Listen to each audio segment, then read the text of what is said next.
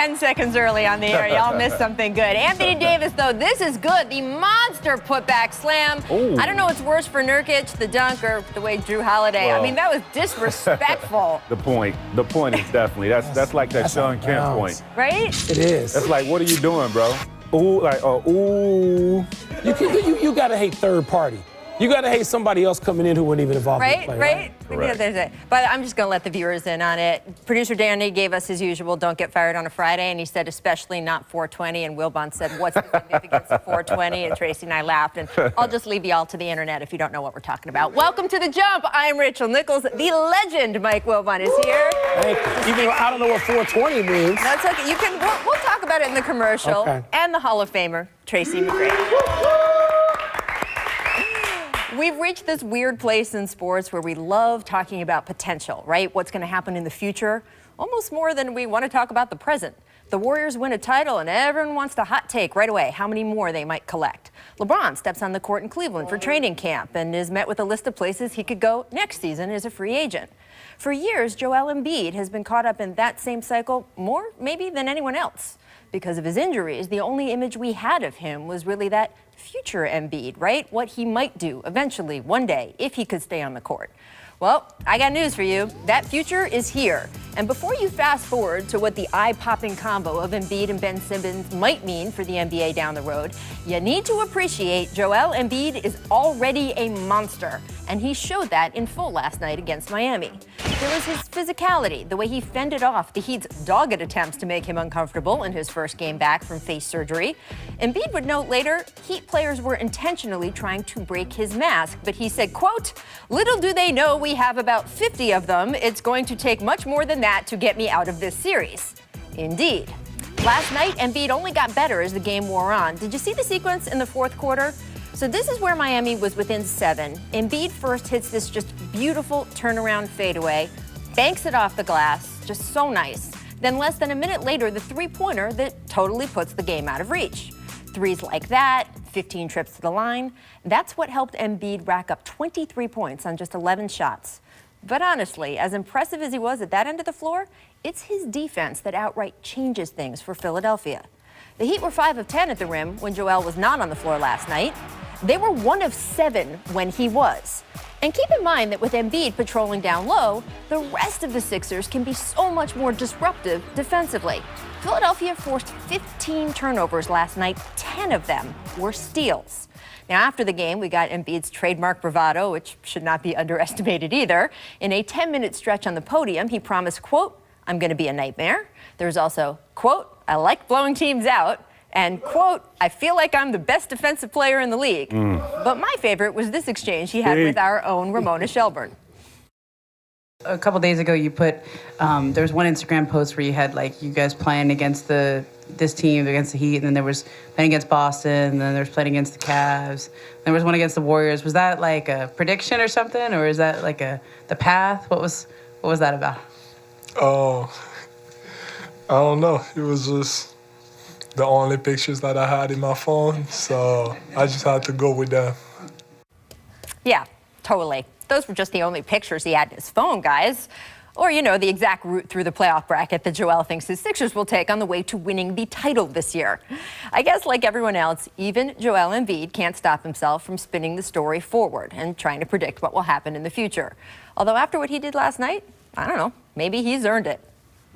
All right, Tracy, I want to get back to the one little theme we saw there of Justice Winslow stepping on Embiid's mask, because I know that caught your attention last night. It did. I just thought it was Bush League, because if you thought that was going to, if you was to break that, you thought they didn't have a backup for him to, you know, put another mask on. I mean, surely you wasn't thinking about who this guy is and what he really means to this team. For you to think that they just going to have one mask, you break that and he's out of the game. No, you sadly mistaken. So I thought it was just Bush League on his part. I was surprised that a team, a franchise that usually has a lot of discipline, particularly in the playoffs. You saw that in game 2, which is how they came back.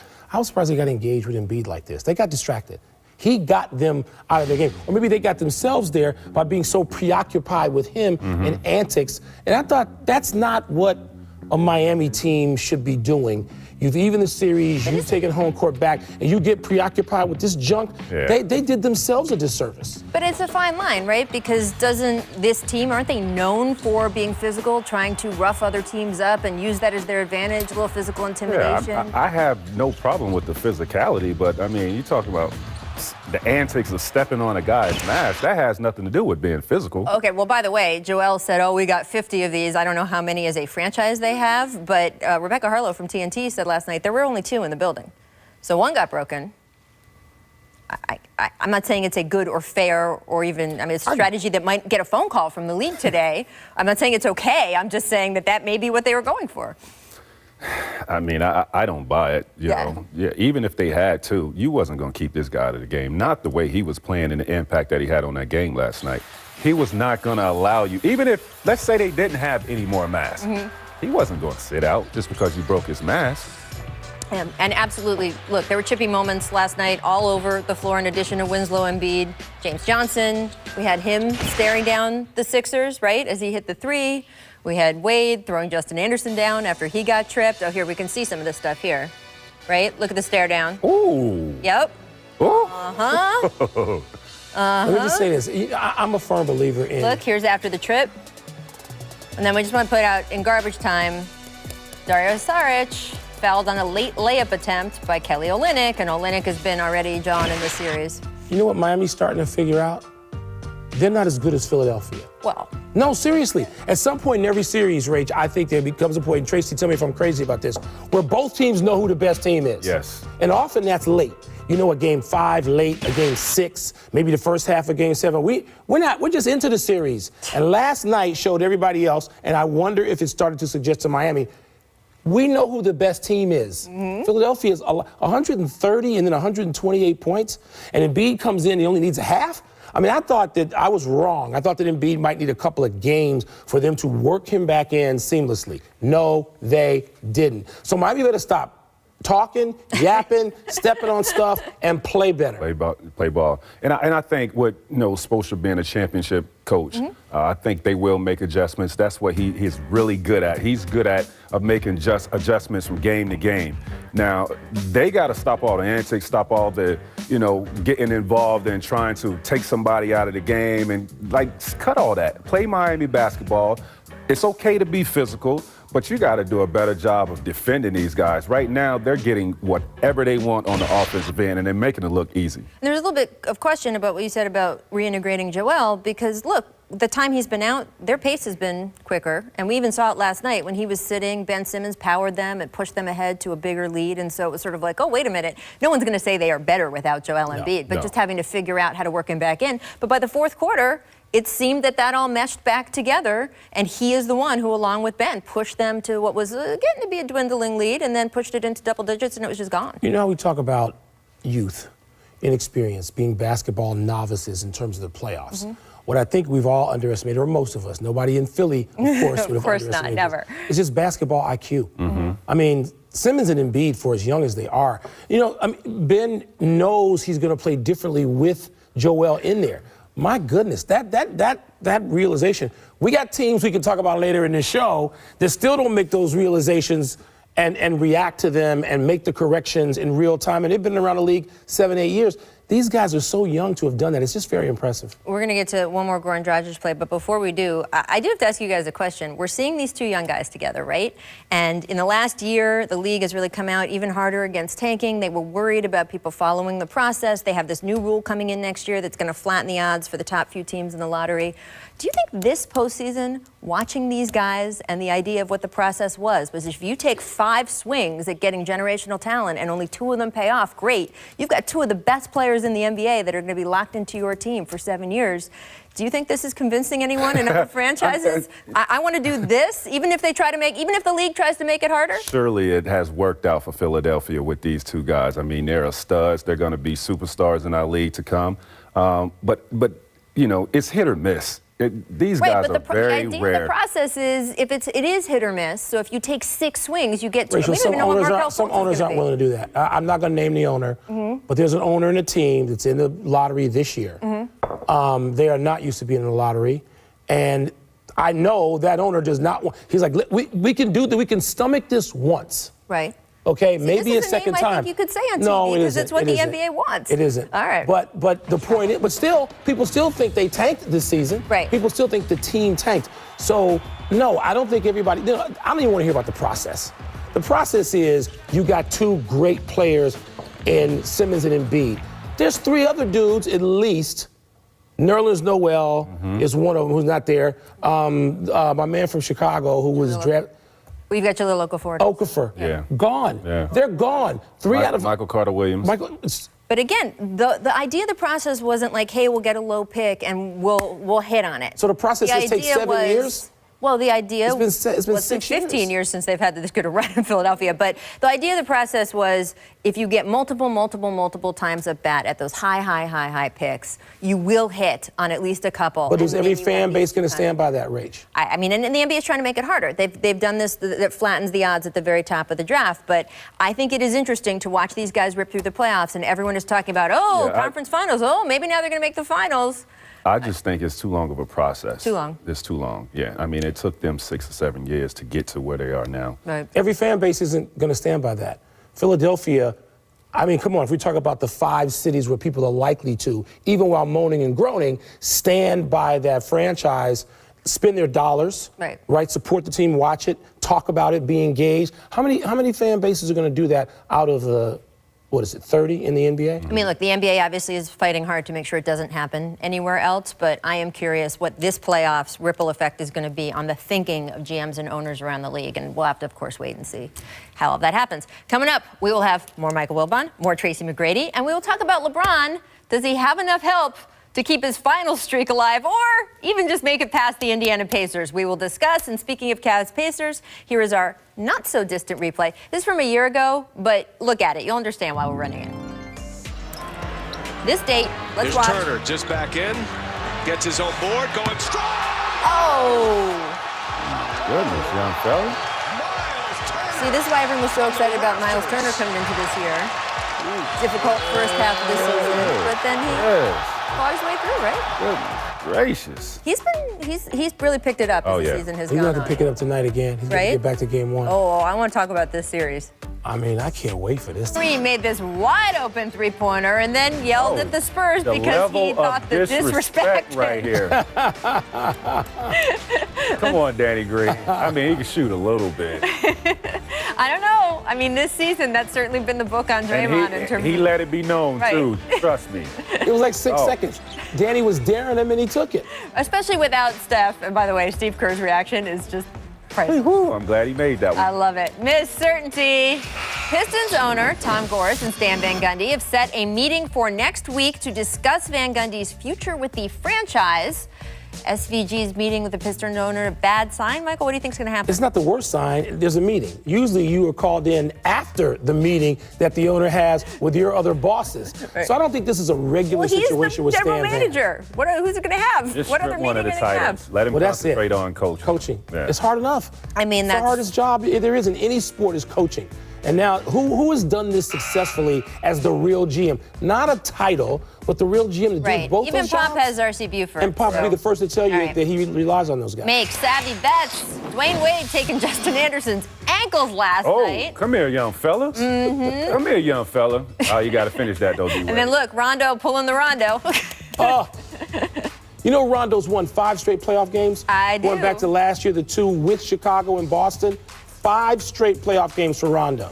It is amazing because after he left Dallas, remember they basically pulled him in the middle of a playoff series and said, we don't even want you here anymore. And the idea people were saying, is he even going to be in the league next year? And now he's playoff Rondo. Playoff Rondo. Missed dribbling. Dwayne Wade. Maybe. Got away with just a few travels here last night. I mean, you know. A few? There's like an over 36 division. But that's not the most egregious traveling call. Have you seen people lining their feet on the three-pointers? Were you allowed to do this? That is crazy. We have been talking about this. They just set up. Oh, Covington. That shot right there. Covington won it. Come on, man. You catch the ball, sidestep. That is unbelievable. Well, this how they one, missed this that. was like a weird sort of fluky one from Karl Anthony Towns. This is the Harden step back that is the subject I mean, it's of a 4 lot. steps. argument. Well, you can gather, the traveling rules are a little different about gathering, but we could literally do 8 shows about it. Like that. Make the 9-9 2000 juvenile. Manny Fresh performing last night at halftime at Blazers Pelicans. My era. Right? Old school guys, right? This here. was, I mean, it was Classic. It was not the most entertaining basketball game because it turned out to be a blowout, but this was entertaining. Classic guys. Right? Are you turning into Levitard? You have to have rap video in every show now? Is that what you're doing? Is that what you're doing, Rach? This was Louisiana fun. I had to get a shot I'm at just glad to Levitard. see these guys back together after the nasty breakup they had. Aw, see? Heart. That's the hole in my music resume, Tracy. Oh, that's not the only hole. I love you, Michael Wilbon, but that is not the only hole. LeBron James has been to 7 consecutive NBA Finals. This postseason, he is seeking to become the 6th in NBA history to play in 8 straight NBA Finals. And here's what he said just this morning at Shoot-Around about this streak. Let's see if we can read between the lines, shall we? It's important to me to try to compete for a championship every year. It's not like it was a goal of mine coming to the NBA saying, let's have a final streak. It just happened that way because I'm just prepared myself and the team to be very prepared and good and talented to be able to compete for championships. So, it's just a byproduct of it. So I'm going to ask the question that's there at the bottom of the screen because I'm supposed to, but I got to tell you, I have so much respect for the Pacers and what Vic Oladipo is doing. What I really want to ask is, does he have enough help to get out of this series? Yeah, he has enough help to get out of this series. The pressure's on the Pacers now. Really? Yeah, because they're at home. They're supposed to win. This is the first time they're supposed to win. So they got to win tonight. You can't let LeBron get ahead in this series and you're playing from behind trying to catch him. That's not going to work. They have to stay ahead in this series. Pressure's on them. But I don't know if he has enough help. If I tell you that Kevin Love with a busted thumb again and J.R. Smith are the second and third best players, I think Larry Nance is going to be fine with them as he grows. But right now it's Love and J.R. Smith. If I tell you those are your second and third best players right now and one of them's hurt, is that enough to get you to the finals? No, I don't think so. I would say this is going to be his toughest challenge to get to the finals. And it might be this is his toughest challenge to get out of this first round. Thank you. You know, I don't even know if he has enough to get out of this first round. I look at game 1, how bad these guys struggled. And then, you know, I made a statement like LeBron has to go back to 2015 finals of averaging 40 points. And he did that. And he did that. And guess what? And they barely won. Like, if that's what it takes to beat this team, no. He's going to average 40 plus unless you get guys coming out of nowhere who are going to play much better than they did in games 1 and 2. Well, look, Brian Windhorst has a very good article up on ESPN.com right now about how looking at the roster and saying that this is sort of the roster that is going to be the toughest for him to get through with. Obviously, if they get more from Kevin Love tonight, that will help. Kyle Korver did some good things in game 2. I think part of the issue here, though, is the stakes feel so high. It's not just LeBron's streak and any personal goals he might have. They get bounced in the first round or maybe even the second round. You think LeBron is re-signing in Cleveland, especially, and I don't know, I'm going to just disclaimer, I don't know, but I think that would be a pretty big factor, especially considering that ownership and management is the reason they had a NBA Finals roster. When you say, oh, this is the weakest roster that he's had to bring anywhere, they had an NBA Finals roster. They didn't lose Kyrie, they traded Kyrie, and they made the decisions on who to trade him for. And then they made another round of decisions at the trade deadline. Well, let's go back, talk about weakest group. Oh, I got this for you here. So you're talking about 2007. They got swept by the Spurs after beating the Pistons. Right, but as far as the Eastern Conference, I mean, this was a pretty solid team.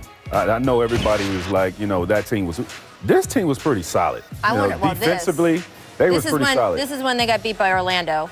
I want to tell you about, 2010. Boston. Oh, I'm sorry. This is Boston when he took off the jersey before he even got to the locker room, and it was like, oh, he's not staying in Cleveland now, is what everyone projected. And hey, guess what happened? I want to repeat. I don't know what his decision is going to be. I do know his decision will partly be based on what kind of shape he thinks this Cavs team is in, and that losing in the first round cannot help. When I heard you say 2007 team, though, I thought I would get the roster out for you. Let's hear it. Let's hear a little who he came in with at 2007. Boobie Gibson, I know, was in it. Boobie Gibson. Dwight Gooden. Drew Gooden. Not Dwight Gooden, Drew Gooden. Drew Gooden. Dwight Gooden would have been. Dwight Gooden would have been. That would have been awesome, right? Drew Gooden. Drew Gooden. Joe Smith. Boobie Gibson. Oh. No. Larry Hughes. Sasha Pavlovich. Yep. And Zydrunas Ilgauskas.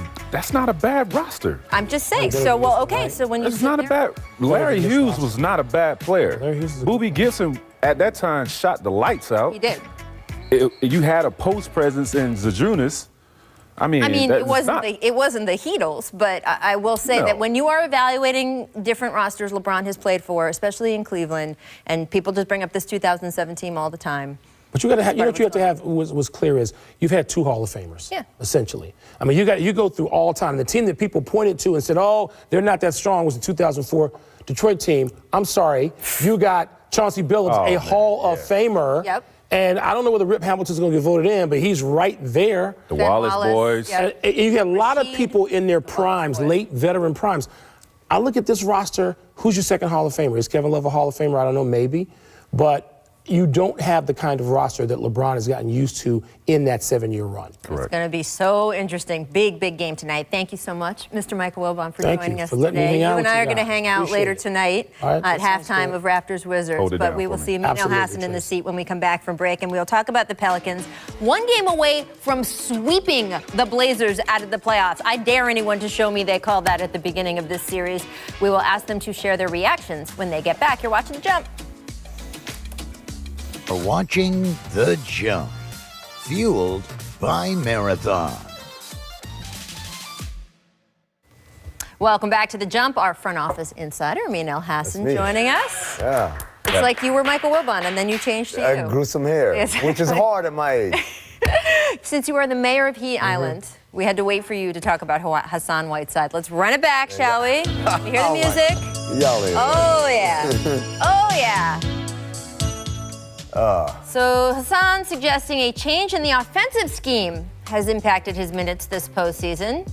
You might say that the way he played during the regular season impacted the scheme. Yeah. But 4 fouls last night, dismissed foul trouble. That's not the real problem. He said, quote, I feel like our offense is a lot different. Coach wants me to just be in the corner and set picks. I want to get more rebounds out there. I want to get more minutes out there. I'm just going to keep trusting coach's decision making. Even with the fouls, I still could have been out there. I wouldn't have fouled out. I'm just going to keep trusting coach's decision making. It's like he had to say that sentence, so he stuck it after the heat that he was throwing. That's the when they say, having said that, right? You can say whatever you want, like, hey, I love Coach. Coach is great. Right. Having said that. It just kind of erases everything he said before. I mean, this is who he is, right? He's not the savviest communicator in the world. Okay. And part of it is kind of like, that doesn't come as I can't believe he said that, right? Not like when Embiid had the Instagram. I think that was like, oh, hey, come on, man. You gotta. But it's like Hassan, that's what he does. But I don't understand what setting picks. He says, they just want me in the corner setting picks. I don't understand how that's perceived as I'm not doing anything offensively. And he says, I want to be out there grabbing rebounds. Coach didn't tell you not to grab rebounds. I was going to say, no one's arguing that they wouldn't love you to grab rebounds. I'm not sure that that's. You said yesterday, and you guys both and I think still think the Heat have a shot in this series. You guys thought that Whiteside would get more engaged if Embiid came back. I'm not sure we saw enough of that. No, we didn't see that. Obviously, Embiid did a great job of attacking Whiteside, getting him in foul trouble. He has to play smart basketball. But take your own advice. Yeah, trust your coach's decision. He's a champion. You're not. You wasn't on those championship teams. Yeah, he was 11. Trust his decisions. He knows what he's doing. All you do is concentrate on, what you can do. Right. Do your job. Don't worry about, what you think you can do. Whatever your role is, do that to the best of your ability to help this team win. Couple of things. One is we talk about him getting in foul trouble. He got 1 foul on Embiid, and then Embiid checked out, and then he got a foul biting on an Amir Johnson pump fake. Right? Now, see, that's just not smart. See, that's what we're talking about there. 1. 2, I love that role that we just ran there because, a lot of people say, why do you always love the Warriors? Why do you always talk about Warriors? Because they play basketball the right way. When guys set picks, regardless of whether they're part of the action or not, that's a live cut every single time. They're running into it and they're running out. Look at them meander. Like that's not making the defense react to anything. We know you ain't part of the play right here. And even a play like this, like you're not screening, you're not part of the play. Right here, you should be dive, to the board. Crash boards, be aggressive. Because your motion out there, it's kind of funny if you look at Philadelphia shooters, Bellinelli, J.J. Redick, it doesn't matter whether they get the ball or not. They're running off those screens so hard. Fast. You got to react to it. Fast. As a defensive player, you got to react to it. So it's the same thing for him. It doesn't matter whether you know you're part of this play or not. You have to act like everything is a live cut. It's just maximum effort. Yeah. That's all it is. And he's not giving that right now. Where are you on game 4? I got the heat. I think Spoelstra's going to do a great game plan for these guys. They're going to compete. I think they're going to leave all the antics behind in game 3, and they're going to compete in this game and win.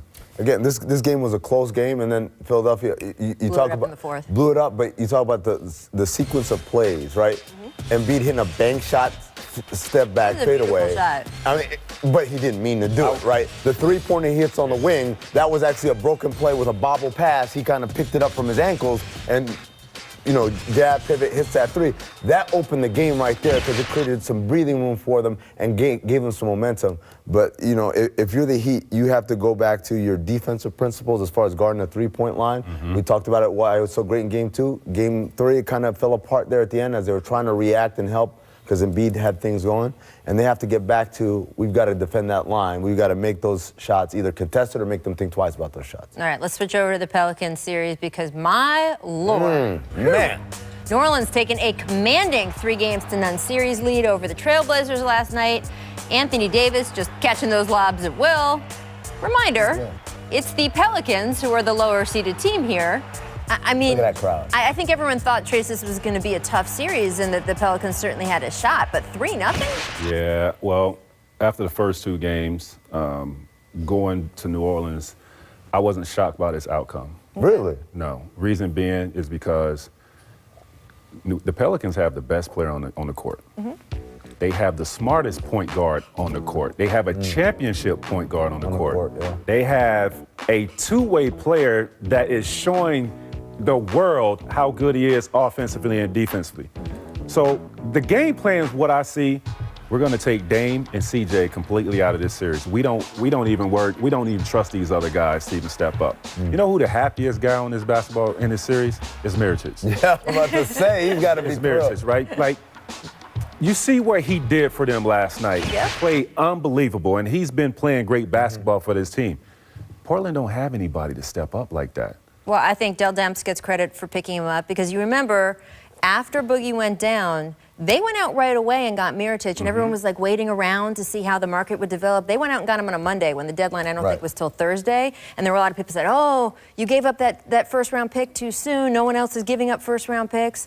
But they know what they needed, and they went out and got him. And it's worthwhile to give up a first-round pick if you get this in exchange. Fabulous. And Alvin Gentry, I know you also want to talk about that because I've been so impressed with Alvin this whole series. So first of all, obviously, we all owe an apology to the New Orleans Pelicans. I think on ESPN, at least, we all unanimously had the Blazers. Don't we this? Don't we? The people who picked for ESPN, whose picks appeared on the site. Look at that. I got to talk like a lawyer. We all unanimously picked Blazers, right? Whether it was 5, 6, or 7, right?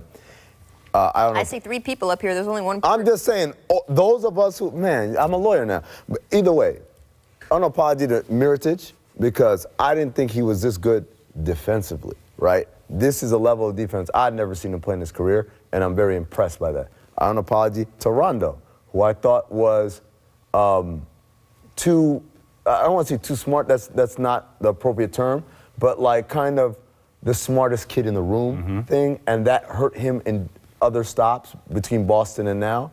And he's obviously adapted and learned some things. The reason being is because I think in Dallas, Carlisle didn't allow him to coach, be that guy on the basketball court. Gentry is allowing him to just be who he is. I'm building. Well, I'm gonna have to cut you off because we got to get to this Mike Budenholzer news, and you're gonna go. Just real quick, and shout out to Alvin Gentry because again, I tried to set you up for that at the beginning. I was building, and you guys just keep cutting me off with, well, we didn't vote. Well, it was 3 of us here, but we didn't vote. It's only like three minutes. You know. Gotta go. Alvin Gentry, shout out, obviously. Yes. Very good. Terrific job. Mike Budenholzer has removed his name from the running for the Phoenix Suns head coaching job. This is really interesting because you are the coach of the Atlanta Hawks. You get permission to go meet with the Suns. You're there for a couple days. According to Woj, met with Suns GM Ryan McDonough, owner Robert Sarver earlier this week. But Woj says contract talks never really took off. Now you go back to the Hawks organization that knew you were talking to the other girl. I mean, it's it's like the meme where the Ooh. I don't know. What do you make of this whole thing? Well, I mean, look, the Suns have been flying in people all week long. Right. All the candidates have been talking to this week, and so it makes perfect sense. Like, permission doesn't mean, all right, get your behind out of here. It just means, hey, man, can I talk to him? And if you're Mike Budenholzer and you've first of all, you've been somewhere where you've had some success, this year notwithstanding, and you're with an ownership group that you trust, and you're with a general manager who's championship experience in Golden State and Travis Schlenk. You look at Phoenix and you say, is this really a better situation for me? Right. We're not talking about talent. We're not talking about rosters. We're not talking about management. I'm just talking about, do I trust the owner to have the right temperament? Do I trust that the general manager is even going to be here a year, 2 years from now? Well, Trace, as a player, you've been in this situation too, where like management and ownership has a huge impact on how it feels to be in that franchise, obviously, not just who's around you on the court. I mean, is that the most important thing that you think some of these coaches should be looking at, or do you think they should be looking at that, hey, they've got Devin Booker, they're probably going to have DeAndre Ayton, like... I mean, I look at the product, right?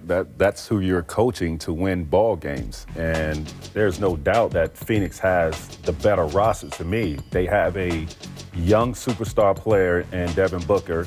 They have the 4th pick, and top 4 pick in this year's draft.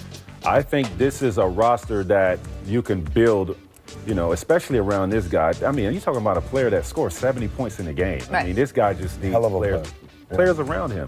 Jackson. You know, Bud has done a fantastic job in Atlanta making it to the playoffs, but, you know, they've definitely regressed on that talent and that organization. See, nobody hears producer Danny in my little IFB here saying, move on. I heard you, Danny. Just telling you, I follow instructions, like at least 20% of the time. Coming up, I sat down more like with Rondo. Kyle Lowry and DeMar Coach, I'm doing DeRozan. They are discussing their mindset for the postseason and so much more. I got to tell you, these guys are so funny in this interview. I'm really excited for you to see it. Stay tuned. Ball. And as I said, we will be handling halftime of Raptors Wizards. So it'll be fun for us. And we get to get a glimpse at one of the league's best bromances between Kyle Lowry and DeMar DeRozan.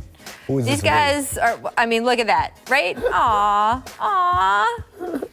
By the way, as he pointed out to me when I asked him about this, he goes, I finished the interview. I'm a pro. We all love a good bromance, yes. Obviously, right? So we thought we would, before we showed the interview, we would show a few of our all-time favorite NBA bromances. Yeah. So we got to start with Charles and Michael. Which Charles? Oh, Barkley. Aww. Look at this. Mike had a lot of friends. He did, but... Mike had a lot of friends, and there were some allegations from some people that friendship was actually a Machiavellian scheme to get inside guys' heads. Next up, Dirk and Nash. These guys are best bros for life. Didn't they like dye their hair the same at one point or something? Wasn't there some tips? The frosted tips. The frosted tips. What? You don't remember Steve when he had the frosted tips? When he first got look like Dirk. The old Dallas jerseys, man. Right? The old Dallas jerseys. A little peanut butter and jelly for you. Yeah. Aww. Not peanut butter and jelly. What's the fish that he doesn't eat, but he does eat? Remember Gabby was like, he doesn't eat that kind. He doesn't eat fish, and LeBron's like, no, yes, he does that kind of thing. I mean, they were so good together. Right? Aww. Yeah, man. All right. So last week we showed you part 1 of a conversation I had with the faces of the Raptors franchise, and now in part 2, Kyle Lowry, DeMar DeRozan talk about the pressure they feel this postseason, but also their friendship and how it got DeMar through a very difficult time this season. Watching the two of them together is amazing. Just take a look. The Raptors complete the trifecta. Most wins in franchise history, most home wins in a season, and for the first time ever, the Toronto Raptors will win the Eastern Conference and finish number 1 overall in the East in the regular season. How much does it matter if you don't have the playoff success? I know that you guys have been so focused on. Nothing matters. No, we playing for everything. Yeah. Waste of a year. You know, waste of a year for us. A waste of a year? I mean, not a waste of a year, but it's a disappointing year. I mean, the playoffs. It's a waste of a year. Yeah, waste of a year. Period. You know, I mean, we put in all this work, and you know, you want to compete for that championship. You know, anything less is, you know, you go into the summer upset, thinking like, man, I got to do this all over again. Like, we're right back down the bottom of the totem pole. You listen to radio and TV up here, and the feeling is that you guys are not getting the respect you're due from the rest of the NBA. Do you guys feel that? They always count. They always say, you know, myself and DeMar, we don't play well in playoffs. But at the end of the day, we've been to a conference finals. We've been to a second round. We've played the 5th most playoff games in the last whatever, how many years. Me personally, I don't pay attention to what people say. I can tell from looking at you guys and knowing you guys that you've no doubts that when you look at each other, you're not like, oh, I don't know if I can count on him in a key moment. I mean, we've had countless conversations. We've had countless FaceTime where we're talking and watching games. We've had countless just locker room talks. At the end of the day, and I've said it, and I'm always gonna say it, I'm riding or die with this guy, and I know vice versa. And we ride or die with the other guys in our locker room. Do you guys watch games at home and FaceTime each other? Yeah. Our friendship ain't fake. At the end of the day, like, this is my brother. We're gonna do everything to help each other. We're always gonna be real with each other, and we're always gonna have each other back. Your friendship has evolved too. The first year you guys were here, I think you said at one point you guys didn't even talk when you were off the court. You know, my first year here, he was already kind of embedded here, had his old, you know, his guys, and I was just here like, you know, I'm just a new guy. I'm just trying to find my way, and I'm gonna be here a couple years and I'm out. So I ain't gonna make it tight. I didn't see him outside of work facility. Ever. I mean, I really didn't talk to him. I didn't have his number. I didn't go eat with him. You didn't have his phone number? No, I didn't. at all.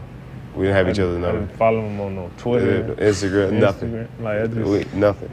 So what happened? What changed? I don't know. I mean, but that's all we talk about. That's just the beauty of a friendship. You know, you think back to, you know, your closest friend. Could you pinpoint when or how y'all got cool, or what? You know, it just happened. You know, it was just one of those things, and you know, you look up and it's like, damn, I'm stuck with you. DeRozan finds Lowry. That's a chemistry play right there. All right, so I'm very cautious about ever using the word courage in sports because none of us are fighting fires here, right? I agree. But I do legitimately believe your friend over here did something very courageous earlier this year. What did it say to you about him when he was so open and sharing his struggles with depression and coming out and telling people it was okay to feel that way? As a friend, you know, you know, we talk about things, but for him he understood that he could set a precedence for everybody else to be comfortable. This man is a 4-time All-Star, Olympian, franchise all-time leading scorer, this, that, and he showed the humility to be able to say, I'm human. I got a heart, I bleed, I got pain. There was a time in sports where someone would come out and say that stuff, and the echo in the sports community would be like, oh, that's soft, or that's not manly, or any of that stuff. The reaction in the NBA has been the opposite of that. Is it what you expected? No, I couldn't. I'd be lying to you if I told you it was what I expected. You know, because you talk to, you know, like I said, we talk about other things outside of basketball to where, you know, it was a point to where, you know, after a lot of games, he'd be like, man, that was back to reality, because he knew the court was my sanctuary, and that's why I freed my mind. It's like, man, it's back to reality.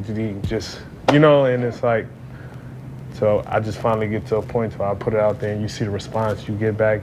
What inspired you to do it in the first place?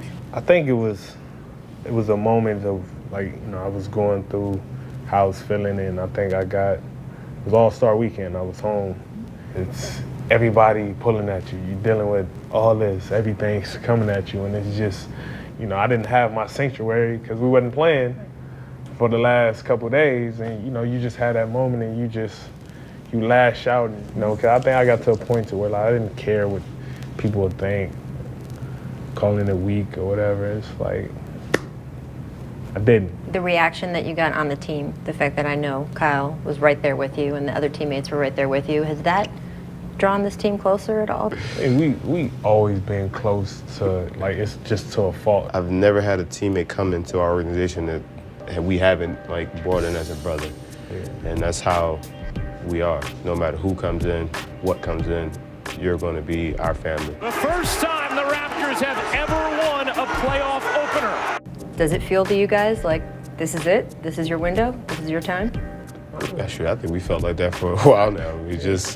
We haven't executed it. I mean, as long as you have that continuous opportunity, you know, you got to understand, you know, they don't come around too often. Now we have another opportunity. this could be our last. We got to treat it like our last, you know. So, you know, to answer your question, most definitely, without doubt. Big thanks to Kyle and DeMar for being so gracious with their time. They are also on the cover of ESPN magazine. I cannot recommend you guys picking up that magazine enough. Tracy, the Raptors core locked up the next couple of years, but is this now or never? Right there, Oh no, this is this For is the now. Raptors? This is now because if you look at the last 3 years. I mean, we all had Cleveland coming out of the East. I mean, there's just no question about that. LeBron's greatness and the teams that him and Kyrie and Kevin Love. They're vulnerable this year. There's nobody that we can put in the Eastern Conference, right? So, with that being said, you have a window. Teams like this, they have a window. You look at the Boston with the Big Three when they got Kevin and Ray. They had that window of winning a championship. They won one championship. Detroit the same way. This is their window, because players come and go, money changes, and this is their year. And unfortunately for them, Philly is coming. Boston is going to be better next year. So things are going to change next year. You have to capitalize, just what he said in this video, you have to capitalize on it right now. The time is now because that window is really closing for them. Coach D'Antoni used to tell the story about Dan Marino, talking about he went to the Super Bowl in his second or third year in the league. They lost the Super Bowl. It was like, we'll get them next time, though. Never got back to the Super Bowl. So I don't want to say never because, man, if y'all don't get it done this year, then it's a wrap. Right. Break it up. But what they said in the piece, none of this is guaranteed. You don't know. I mean, think of Oklahoma City. They thought, man, we're going to go to the finals every year. KD and Russ. Well, think about my situation. Yeah. When I signed with Orlando to play with Grant Hill, I'm like, we are man. That was supposed to be like every year. You guys are going to get a shot at it. And then, I don't want to rub it in. I was going to say, Friday, this man is in a good mood. But again, and same thing for us in Phoenix. You get a Robert Horry hip check, and he's like, that's all right. We're like one of the best teams in the year. We won 15 games in a row, and then 17 games in a row, and we had the best offense and a good enough defense. And then just things change, and people change, and it all changes. So we don't have any of this guaranteed. You got to go for it. Now, like Trey said, this is better than they've ever played before, one. And two, Cleveland is weaker than it's ever looked before. And Boston is coming, and Philly is coming. But, it's interesting. Yeah. All right, we got to get to Steph Curry because we got a big update on him next, right after the break. Uh-oh. Is he